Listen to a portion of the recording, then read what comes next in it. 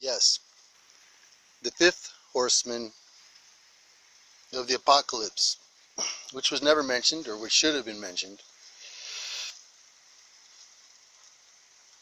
You see, when we talk about peace and war, what's the middle ground?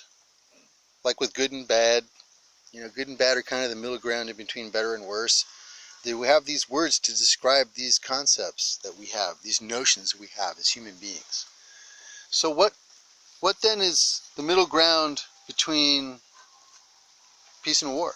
Or what is the middle ground that peace and war represent in a larger context with something else on the periphery?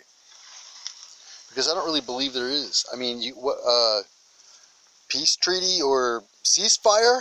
Ceasefire sounds pretty tenuous as a middle ground between peace and war. I mean, it is a ceasefire, but ceasefires don't mean much.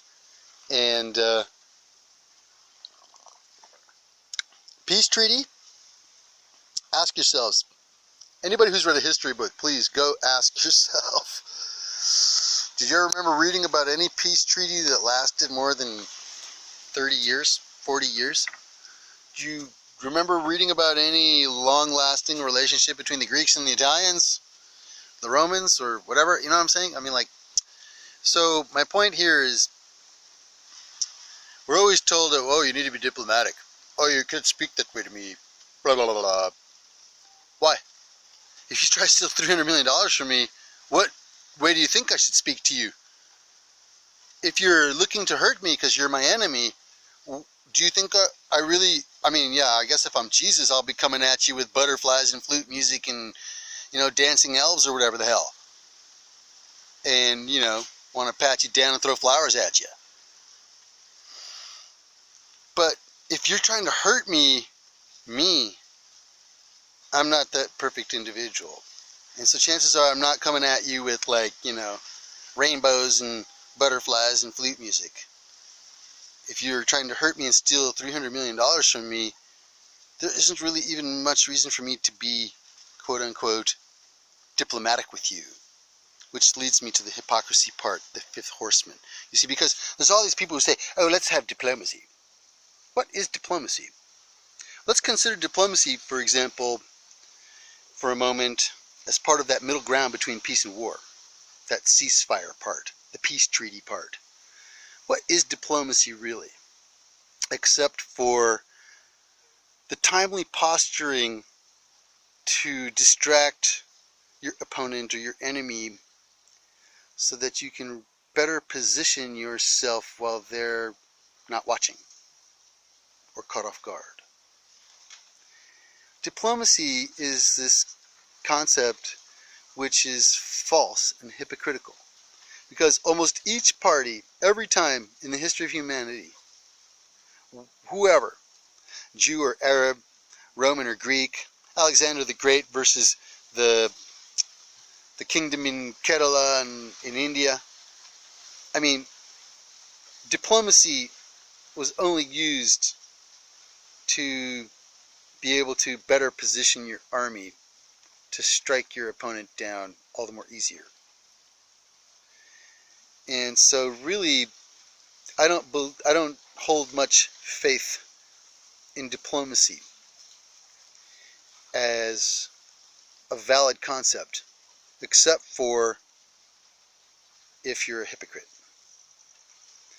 And that is why you will hear many people talk about diplomacy. In each and every one of them, almost is, in each case, a hypocrite. Now, this type of hypocrisy has led to these extreme disparities in power between races, between sexes. I want to draw attention to something really crazy for a minute, and it is crazy because it's the Jeff Epstein murder case. Okay, he was murdered in prison, and everybody's forgotten about this. And I believe this is another reason why it was very conveniently placed at this time, the coronavirus, to distract everybody's attention away from these other issues, which are very serious. Because remember, Jeff Epstein had a list of 1,000 names in a little black book. Jeff Epstein himself was given deferential treatment just because he was a white man with money. Okay. And as such, he was allowed to escape justice time and time again, even though he was a serial rapist and child abuser and sex trafficker and all these other things, and money launderer. And all the people on his list too, I guarantee you, are part of that. And that list of names extends all the way into Congress, and especially into the Republican Party. As I suspected years ago in one of my previous videos, this all came to light in the past year. High-up bankers, high-up lawyers, high-up politicians, princes, Prince Mohammed bin Salman and Prince Andrew, are all on that list and are in photos and videos, compromised by the presence of little girls or boys. And Jeff Epstein at the center of that holy shitstorm shows the tremendous disparity in our country in the way justice is dispensed.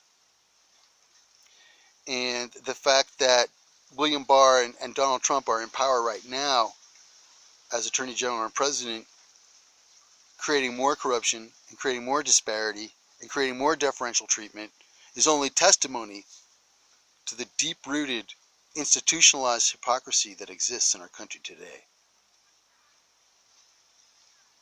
Am I speaking in English clear enough for you to understand how false and wrong you have been if you are one of those bankers or if you are one of those politicians or lawyers?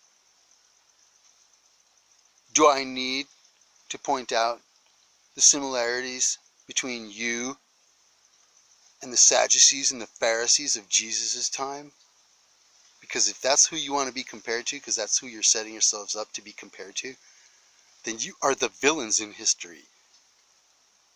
And you have created a heinous, egregious, villainous world with the banking structure and the political structure that you insist on maintaining the way that you maintain it.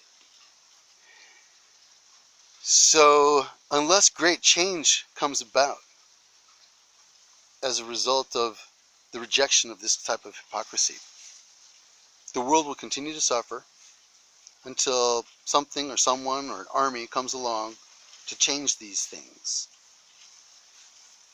But remember, as Einstein said, the only constant is change. And as I say, if you try to stop change, change will stop you.